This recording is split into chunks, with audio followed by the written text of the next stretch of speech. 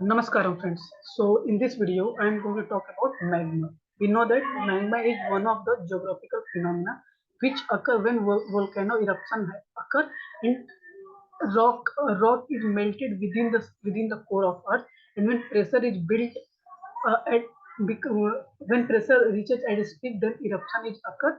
So that molten rock, okay, which create pressure through by which eruption of volcanoes occur, that molten rock is called magma. When it is within the you can say mountain, it is called magma. When it come out to the surface, it is called lava.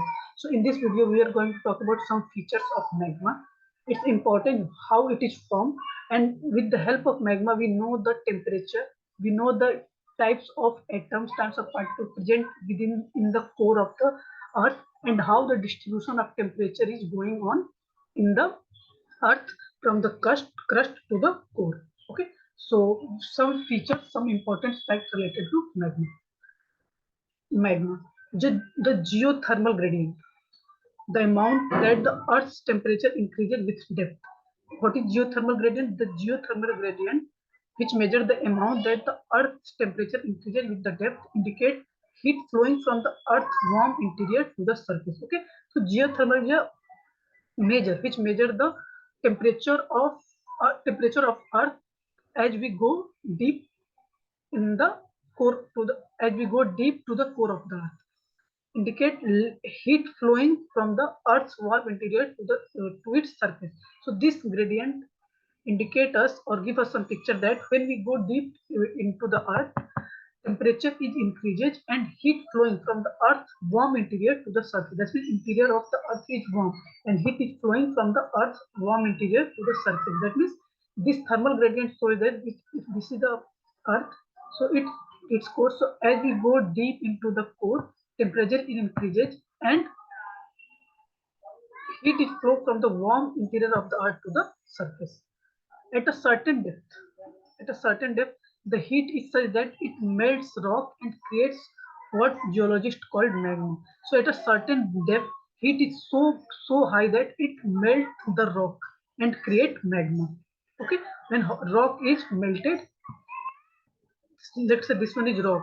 As temperature increases, this rock is melted into a liquid form, and this liquid form is called magma. Okay, you can clearly see in my background. This is a picture of magma. When rock is melted at a certain depth, at a certain temperature, in a certain depth, temperature is high, so there rock is melted, and that is called magma. Okay,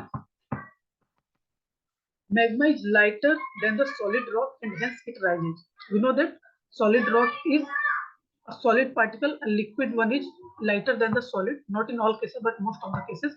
So here magma is lighter than the solid rock and hence it rises, collecting in magma chamber, and that magma is collecting into the magma chamber. You know that this is the surface of the rock. Okay, if some part of it is, let's say, liquefied, so it is lighter than this solid particle, so it rises and collected into a magma chamber. Chambers which have the potential to cause volcanic eruption are found at a relatively shallow depth. Okay, so let's say this is the picture of a mountain, and here rock is present within the earth. You know that. So let's say at this temperature, this rock is converted into magma, and this magma is stored into a magma chamber. So this statement says that magma chamber is found relatively at a shallow depth. Let's say this is the peak of a mountain. So here a magma chamber is found and magma is collected into that chamber. And chamber which have potential to cause volcanic eruption. And see, there are many chambers. Here a chamber, here a chamber. But chamber which causes volcanic eruption is found at a shallow depth. Okay. So there are, let's say, 5 chambers. 1, 2, 3, 4, 5 chambers. So though these 4 chambers are not participating in volcanic eruption, but this chamber which is located close to the peak of the mountain is participating in the volcanic eruption, and it is found at a relatively shallow depth. Okay, the magma that surfaces on Earth's crust is referred to as lava. When magma is surface on the Earth's crust, it is relatively called as a lava. So this is the magma. When it is flow out by eruption and spread on the ground, it is called lava. Why are some volcanic eruption explosive and some are not? Very common question. Why some are very explosive and some are not? In simple terms, runny magma makes for less explosive volcanic eruption, then that typically are less dangerous. When magma is running, okay, when it is running, so it creates less pressure, and volcanic eruption is therefore not of that dangerous.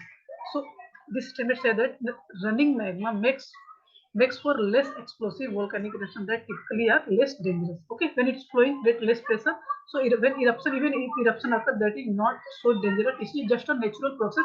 Or see, both dangerous, which is dangerous, which is not, both are natural process. But when magma is moving, it creates less pressure, and when eruption occurs, it not causing much damage to the nearby areas.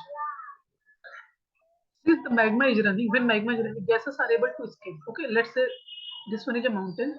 So if magma is running, okay, gases are able to escape from here.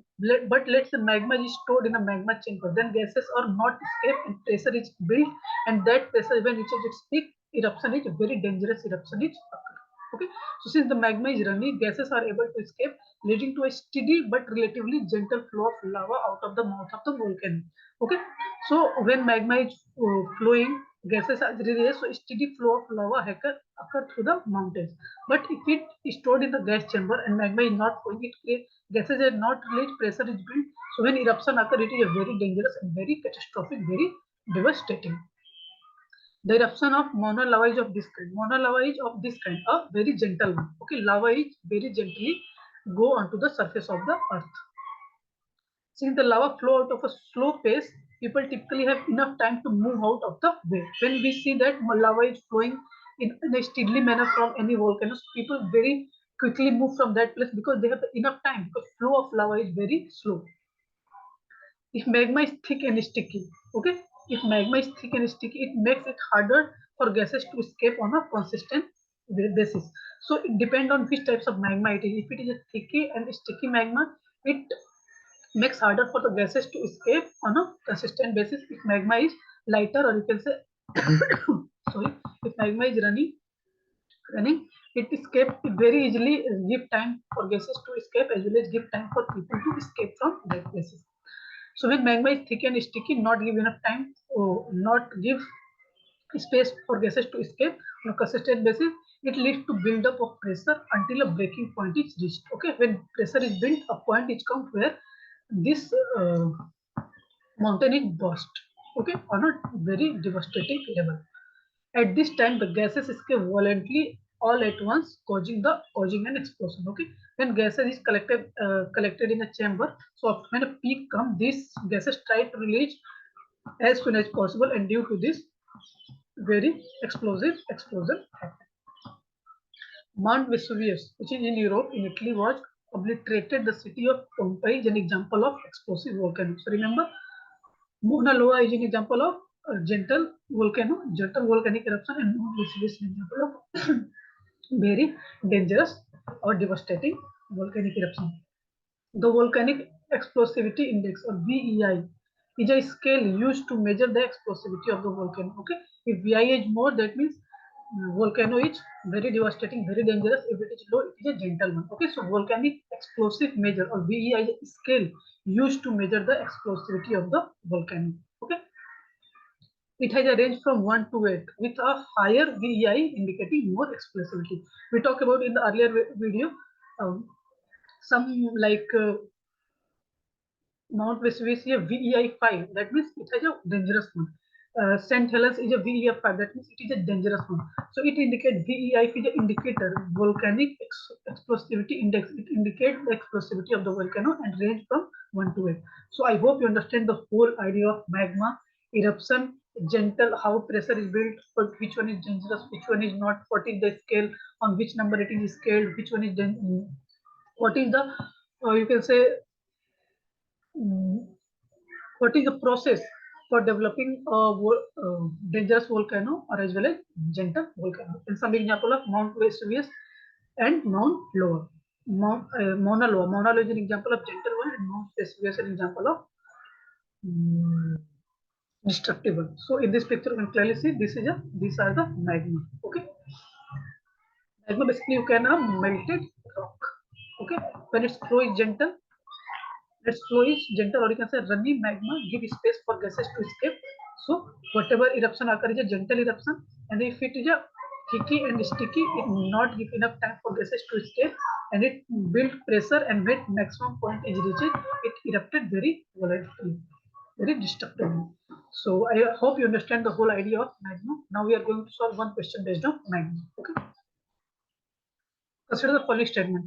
Geothermal gradient is the rate of temperature change with respect to increasing depth in Earth's interior. Yes, its geothermal gradient gives an idea of the rate of temperature change with respect to the increasing depth. We know that as we go into the Earth, temperature is increases. So geothermal gradient is one of that measure. Magma is lighter than solid rock and hence it rises. Yes.